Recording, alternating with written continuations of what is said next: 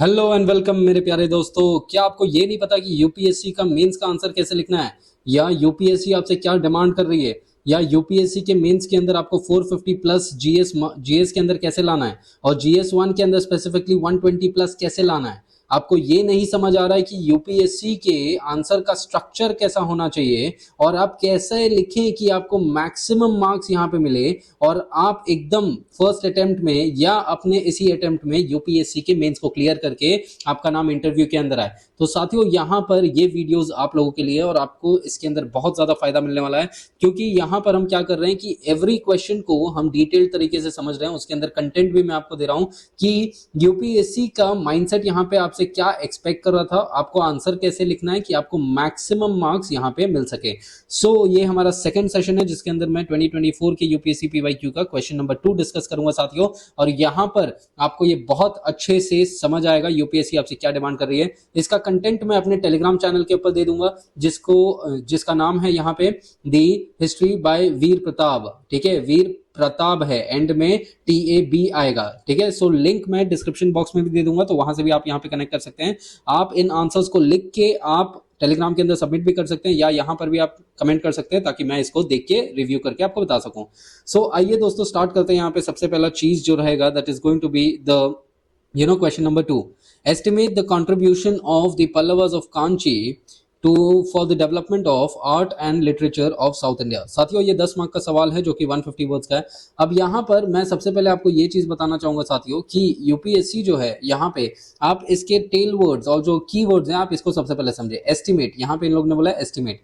Estimate मतलब क्या होता है कि आपको देखना है कि जो भी इन लोगों ने कॉन्ट्रीब्यूशंस करे हैं क्या वो कितने अच्छे हैं और उसका जो इम्पैक्ट रहेगा वो क्या रहेगा आने वाले समय के ऊपर।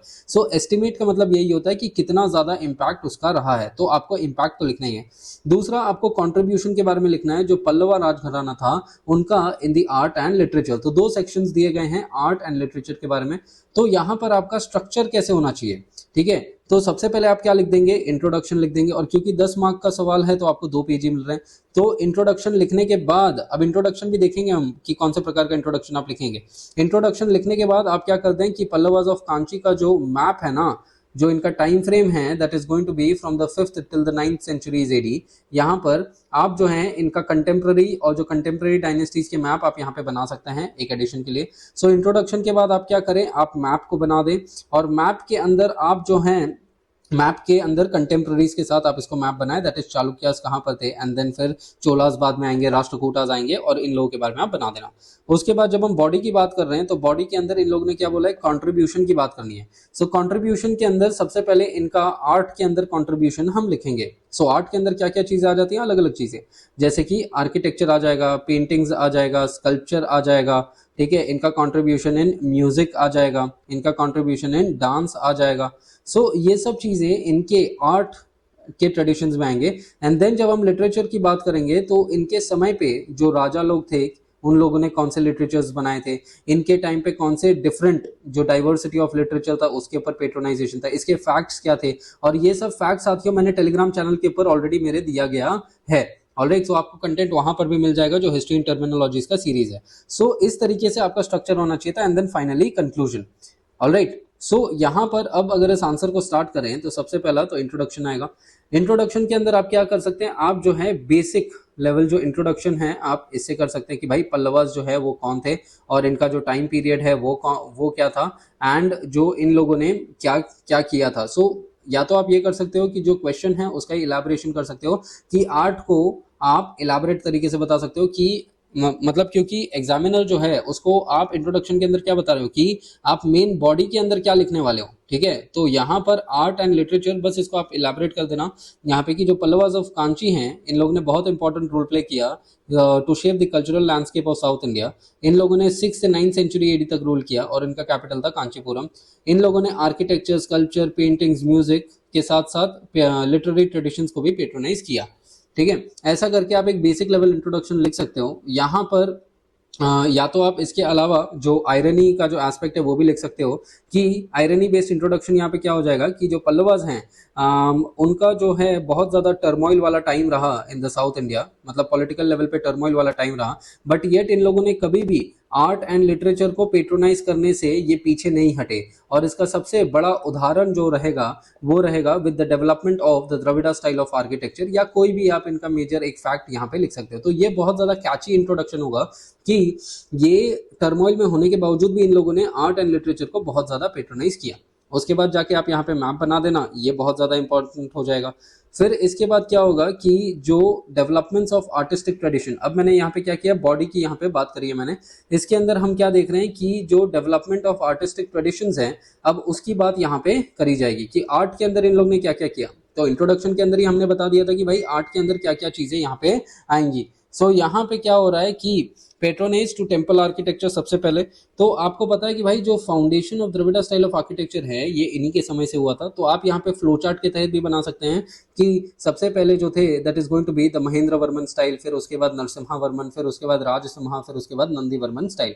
और इसी के अंदर आप लिख सकते हो कि यहाँ पे जो है देयर वाज द मंडप स्टाइल ऑफ आर्किटेक्चर, फिर नरसिम्हा वर्मन ने रथा स्टाइल ऑफ आर्किटेक्चर्स। और ये कहाँ कहाँ पर फैक्ट्स ये भी आपको लिखने हैं कि ये कहाँ कहाँ पर लोकेटेड है। साथियों हमेशा याद रखना कि आपको एग्जांपल्स हर एक पॉइंट के अंदर ऐड करने हैं ताकि आपके आंसर को वैलिडेशन मिल सके। सो यहाँ पर मैंने क्या लिखा है कि the foundation of Dravidian style of architecture was laid down by the Pallava in the cave temples। इन्होंने अलग अलग प्रकार के कौन से टेम्पल्स बनाए, केव टेम्पल्स बनाए, मोनोलिथिक टेम्पल्स बनाए और स्ट्रक्चरल टेम्पल्स भी बनाए। एंड एग्जाम्पल के तहत आदिव्राहा, आप केव टेम्पल्स के अंदर आदिव्राहा केव लिख सकते हो, रथा टेम्पल्स के अंदर मोनोलिथिक टेम्पल्स लिख सकते हो और शोर टेम्पल के अंदर स्ट्रक्चरल टेम्पल्स। और ये जो है महेंद्र वर्मन, नरसिम्हा वर्मन और राजसिम्हा नंदी वर्मन ने इन लोगों ने किया था। एंड इसके बाद आप लिख सकते हो this style was picked up by the Chola rulers who then elaborated the particular Dravidian style of architecture. इसके बाद स्कल्पचरल डेवलपमेंट, जो भी इन्होंने टेम्पल्स बनाए इसके अंदर इन्होंने स्कल्पचर्स वगैरह बनाए। अब यहाँ पर आपको बस डाइवर्सिटी दिखाना है कि ये लोग जो हैं रिलीजियस होने के साथ साथ दे वर आल्सो सेक्युलर, क्योंकि इनके स्कल्पचर्स जो हैं गॉड्स, गॉडेसेस, नेचुरल सीन्स भी डिपिक्ट करते हैं, Kings and queen's and animals भी डिपिक्ट करते हैं।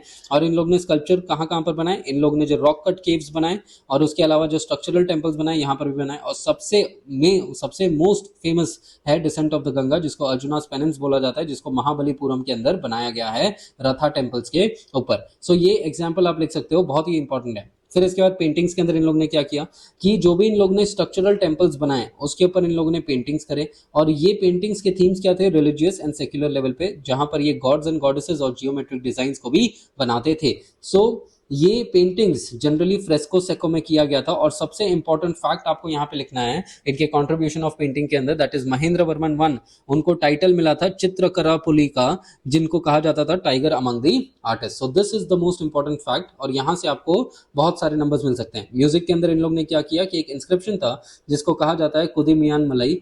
ये इंस्क्रिप्शन इनके समय पे जो म्यूजिकल नोट्स और इंस्ट्रूमेंट्स का डेवलपमेंट हुआ उसके बारे में बात करते हैं। और ये महेंद्र वर्मन को एक मास्टर पेट्रोनाइजर इन म्यूजिक के तहत भी ये बोलते हैं। इनके टाइम पीरियड पे जो भक्ति मूवमेंट्स के जो म्यूजिकल कंपोजिशंस थे ना, जो भी भक्ति सेंट्स यहाँ पर म्यूजिक के माध्यम से अपने प्रवचनों को लोगों को बताते थे, वो सब को भी इन लोगों ने प्रमोट किया। क्योंकि इनका टाइम पीरियड जो है it is from the 6th till the 9th centuries AD। इसी टाइम पे 7th and 8th centuries AD में भक्ति मूवमेंट भी यहाँ पे शुरू हुआ था। डांस एंड ड्रामा जो है हमको स्कल्पचर के माध्यम से समझ में आता है कि जो भी स्कल्पचरल ट्रेडिशंस इन लोग ने बनाए वो अलग अलग पॉस्चर्स में थे जो कि डिपिक्ट करते हैं अलग अलग डांस एंड ड्रामेटिक ट्रेडिशंस। सो यहाँ पे हिस्ट्री ऑफ डांस को कहीं ना कहीं आप कोरिलेट कर सकते हो और उदाहरण के तहत आप क्लासिकल डांसेस यहाँ पर लिख सकते हो, जैसे कि भरतनाट्यम हो गया, कुचिपुड़ी हो गया, ये सब चीजें आप साउथ इंडिया के अंदर लिख सकते हो। Then when we talk about their development in literature, so Pallavas का यहाँ पे डेवलपमेंट इन लिटरेचर क्या था, यहाँ पे ये थोड़ा कट गया बट आई विल ये जो है ये कट गया यहाँ पे, but I will make sure कि जब मैं अपलोड करूँ इस शीट को तो ये आपको बहुत बेहतर है। ठीक है साथियों, यहाँ पर एक और चीज मैं बोलूंगा कि आपका प्यार हमारे लिए बहुत ज्यादा मायने है। So do like, share and subscribe our channel. और ऐसे ही इन्फॉर्मेटिव कंटेंट के लिए आपको हमारे साथ जुड़े रहना पड़ेगा। और आपके यूपीएससी के सफर को और आसान बनाने के लिए मैंने ये चैनल शुरू किया है कि यूपीएससी की नींव आपकी यहीं से मजबूत होगी। ठीक है, सो इसके वाले सो नाउ इनका लिटरेचर के अंदर कंट्रीब्यूशन क्या था कि पल्लवास ने बहुत सारे डाइवर्स लैंग्वेजेस को पेट्रोनाइज किया, दैट इज संस्कृत, प्राकृत और एंड तमिल को भी इन्होंने पेट्रोनाइज किया।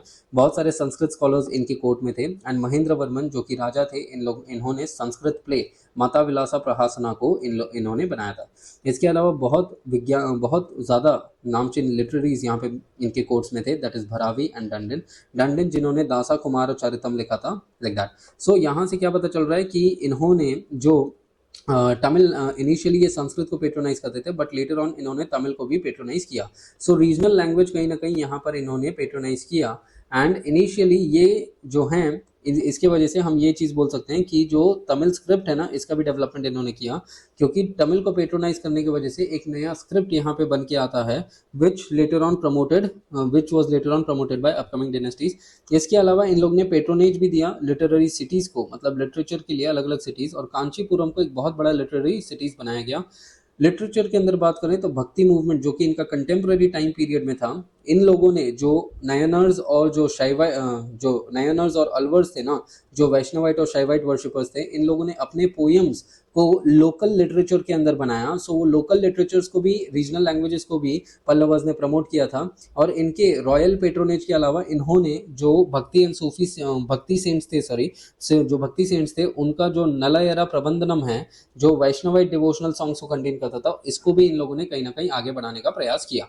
So these were the literary developments जो हम इनके टाइम पे देखते हैं। सो साथियों, ये है इस आंसर का स्ट्रक्चर जो आप यहाँ पे यूज करेंगे। दैट इज इंट्रोडक्शन के बाद मैप, देन बॉडी के अंदर सबसे पहले art, then literature, and then यहाँ पे आप कंक्लूड कर देंगे। कंक्लूजन में ये मैंने आपको यहाँ के लिए ब्लैंक रखा है ताकि आप यहाँ पे कंक्लूड करेंगे। अब कंक्लूजन जनरली होना कैसे चाहिए कि इसके बाद ये फ्यूचरिस्टिक लेवल पे होना चाहिए, क्योंकि एस्टिमेट है ना, तो टेल वर्ड के साथ आप जाइए। यहाँ पे जब एस्टिमेट बोला गया है तो आप एंड में कंक्लूजन में एस्टिमेट करिए। एस्टिमेट के अंदर क्या करेंगे, आपकी जो पल्लवा आर्ट एंड लिटरेचर के अंदर जो कॉन्ट्रीब्यूशंस था, वो कहीं ना कहीं आगे आने वाले dynasties, that is Cholas, Pandyas, Cheras और होयसालास, इन लोगों ने पिकअप किया और उन्होंने इस चीज़ को और ज़्यादा आगे बढ़ाया।